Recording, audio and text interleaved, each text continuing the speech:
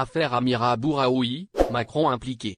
Clarifions dès le départ les choses, l'exfiltration d'Amira Bouraoui, ce diamant brut si rare au point de bouleverser les relations entre les deux pays, n'a pu se faire sans l'accord d'Emmanuel Macron. Et si on veut pousser le bouchon un peu loin, comme il le fait lui-même à chaque fois, on pourrait penser que c'est lui-même l'inspirateur, tant cette affaire trouble lui ressemble.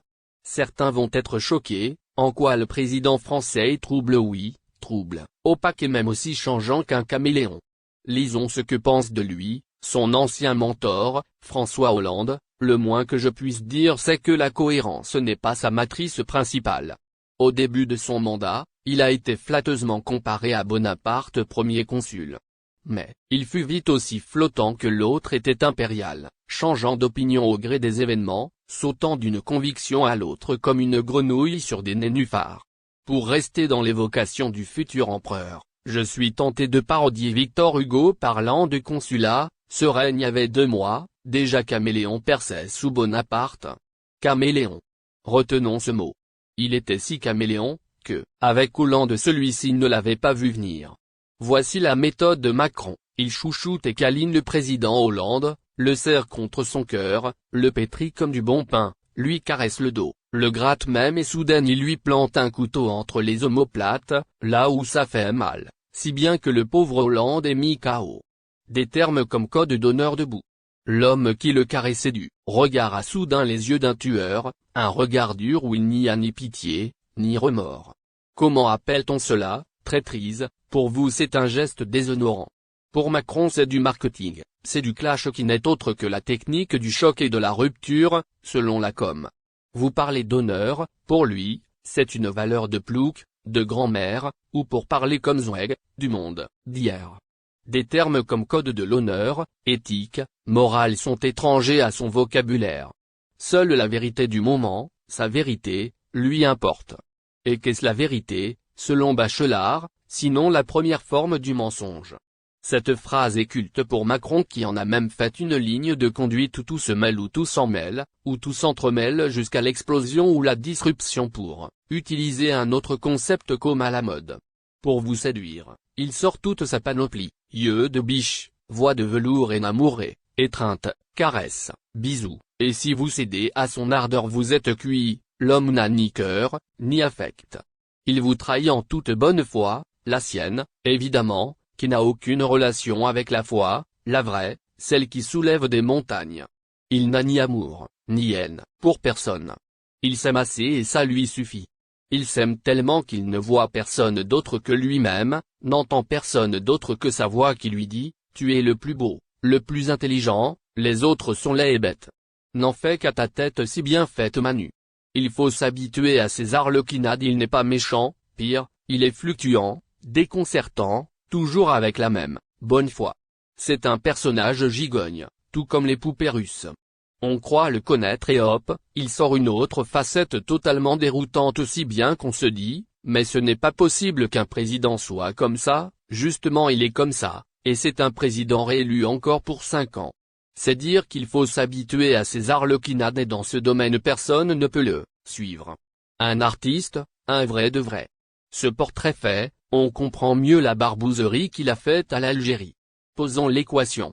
D'un côté vous avez un président, Tebboune qui croit à la coopération gagnant-gagnant entre États, qui croit au sérieux des relations bilatérales, qui a une vision sur ce que doit être le partenariat entre l'Algérie et la France, qui a une haute idée de la fonction de président et de l'autre, vous avez un président sans doute brillant, mais sans boussole, comme le qualifie Hollande, qui brise tout, comme un enfant briserait ses jouets, hypothéquant ainsi les futurs partenariats économiques et leurs milliards d'euros. Et pourquoi tout ça? Pour Amira Bouraoui qui n'est, avec tout le respect qu'on lui doit, ni Camus, ni Sartre, ni même une personnalité française reconnue, juste une animatrice d'une radio pirate que la bienveillance de l'État a tolérée, au-delà du raisonnable. En France, cette radio aurait été fermée le premier jour, en Algérie elle a duré 10 ans.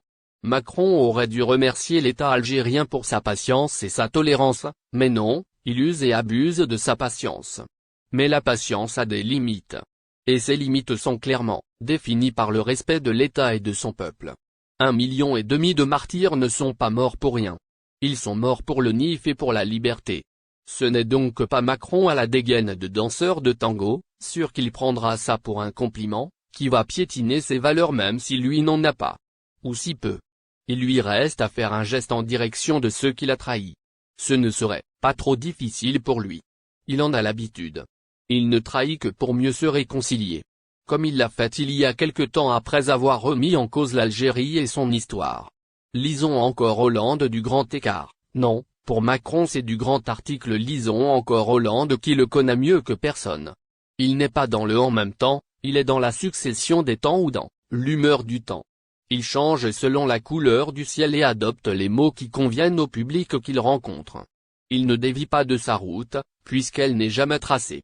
Il ne rompt pas avec une famille de pensée, il n'en a aucune. Il ne s'éloigne pas de son port d'attache, il n'a aucune amarre. C'est sa force autant que sa faiblesse pour faire court, un homme sans foi, ni loi. Rien ne l'arrête quand il veut obtenir quelque chose, mais aussi rien ne l'arrête quand il veut piétiner cette même chose. Quel personnage tout de même qui aurait fait la joie d'un Dino Risi, ou d'un Ettore Scola à l'époque de la grande comédie italienne. Un acteur, Macron, et là au moins on peut le qualifier de grand. L'égal de Brando, Trintignant même si certains le voient plutôt en Charlot. Et il n'est pas sûr que Charlot aurait apprécié la comparaison.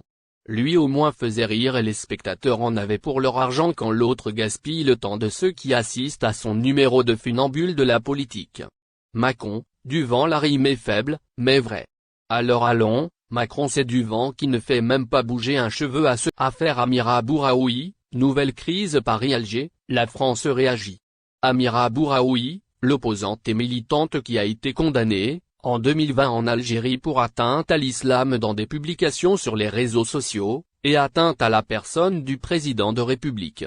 Emprisonnée pendant quelques mois, la militante qui est médecin gynécologue âgée de 46 ans a été remise en liberté provisoire, avec une interdiction de sortie de territoire, Houston. Vendredi 3 février, elle a réussi à passer la frontière algéro-tunisienne, la Tunisie d'où elle a tenté de prendre l'avion pour la France en utilisant son passeport français, obtenu grâce à son mariage avec un franco-algérien. L'intervention de l'ambassade de France à Tunis qui lui a permis de rejoindre Lyon et a déclenché de nouvelles tensions entre l'Algérie et la France. En effet, le mercredi 8 février, le président de la République, Abdelmadjid Tebboune a décidé de rappeler l'ambassadeur d'Algérie en France avec effet immédiat pour consultation. Dans deux communiqués diffusés mercredi, la présidence et le ministère des Affaires étrangères algériens ont dénoncé une exfiltration clandestine et illégale d'une ressortissante algérienne dont la présence physique sur le territoire national est prescrite par la justice algérienne. Réaction de la France face à ces nouvelles turbulences diplomatiques entre Alger et Paris. Après toutes ces réactions en Algérie, la France a réagi officiellement hier, le jeudi 9 février, à cette affaire, via le porte-parole du ministère des Affaires étrangères, François Delmas, cité par différents médias français. Ce responsable a défendu l'action de la représentation diplomatique française en Tunisie et a estimé qu'Amira Bouraoui est une ressortissante française et qu'à ce titre, les autorités françaises exercent leur protection consulaire. Il s'agit d'une procédure qui ne ressort d'aucune manière de l'ordinaire, a-t-il affaire Amira Bouraoui, un point de non-retour dans les relations algéro-françaises. L'affaire de l'exfiltration de la ressortissante algérienne Amira Bouraoui de la Tunisie vers la France n'a pas encore livré tous ses secrets. Dans ce contexte, l'expert en questions géopolitiques, Hassan Kassimi, tout en soutenant que cette exfiltration a été organisée par des réseaux subversifs à la solde de l'étranger, a déclaré que cela a été effectué dans des conditions qui restent toujours à clarifier. Lors de son intervention, jeudi dernier, sur les ondes de la chaîne 3 de la radio algérienne, l'expert a indiqué que cela relevait d'une affaire scandaleuse qui remet en cause les règles et usages des relations internationales. Monsieur Kassimi a soutenu dans ce sillage que cet acte vise à mettre en échec les procédures judiciaires qui sont en cours au niveau de la justice algérienne. Et cela implique et prouve que l'exfiltration en question a également été aidée et financée à partir d'Alger, a-t-il ajouté. Indiquant dans ce sens que lorsque l'on soutient des personnages ayant fui l'Algérie de manière illégale et se sont installés sur le territoire français et à qui l'on a accordé le statut de réfugié de manière complaisante, ceci relève de l'hostilité. notant que le président de la République, M. Abdelmadjid Tebboune, a ordonné le rappel en consultation de l'ambassadeur d'Algérie en France, Saïd Moussi, avec effets immédiats, avait indiqué mercredi un communiqué de la présidence de la République. De son côté, le ministre de la Communication, M. Mohamed Bouslimani, a réfuté tout lien entre Amira Bouraoui et la profession de journaliste, affirmant que la présenter comme journaliste était une fausse allégation. Un autre expert en questions géopolitiques, Ahmed Benzaada, intervenant sur les ondes de la même radio, jeudi, a soutenu que le modus operandi de cette exfiltration n'est pas du tout anodin, et qu'il a certainement fait intervenir les autorités françaises, au plus haut niveau. Sur un ton virulent, une publication de l'AP, sur le même sujet, relève que la barbouzerie française ne cache plus son jeu. Elle est sur le point d'atteindre son objectif qui est d'arriver au point de non-retour dont les relations algéro-françaises, laisse-t-on entendre. Le même texte soutient que les services français ont sonné la mobilisation générale de leurs kabardji dont l'objectif recherché est désormais clair, mettre à mal la relation algéro-française. Il est désolant que tout ce qui a été construit entre les présidents Tebboune et Macron pour ouvrir une nouvelle page entre les deux pays, tombe en ruine et la rupture ne semble pas loin, a conclu la publication. Dans ce climat tendu, les partis FLN et le RNED ont dénoncé la violation de la souveraineté nationale, par des officiels relevant de l'État français qui ont participé à l'exfiltration clandestine et illégale d'une ressortissante algérienne dont la présence physique sur le territoire national est prescrite par la justice algérienne. Dans le même esprit, le mouvement dynamique de la communauté algérienne établie en France, Moudaf, a condamné, jeudi dernier l'exfiltration illégale par la France d'une ressortissante algérienne dont la présence physique sur le territoire national est prescrite par la justice algérienne. Interrogé sur le fait que cette affaire était susceptible de dégrader les relations bilatérales, François Delmas, porte-parole du ministère des Affaires étrangères, qui s'est refusé à tout commentaire sur le rappel de l'ambassadeur algérien, considérant qu'il s'agit d'une décision algérienne qu'il ne m'appartient pas de commenter, a déclaré que pour notre part, nous entendons continuer à travailler à l'approfondissement de notre relation bilatérale.